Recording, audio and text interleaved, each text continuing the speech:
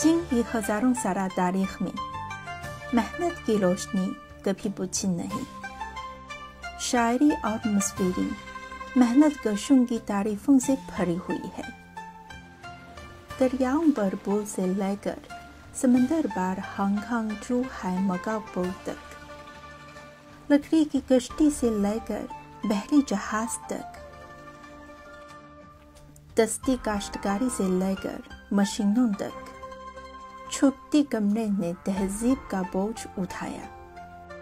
جرخے سے جدید ٹیکسٹائل تک، مشفقت کرنے والے ہاتھوں نے زمانے کے تانے بانے بننے. عام بھیری واروں سے لے کر ای کامرس تک، ہر محنت کش جو ایمانداری سے کام کرتا ہے وہ تاریخ لکھ رہا ہے. 光荣属于劳动者，幸福属于劳动者。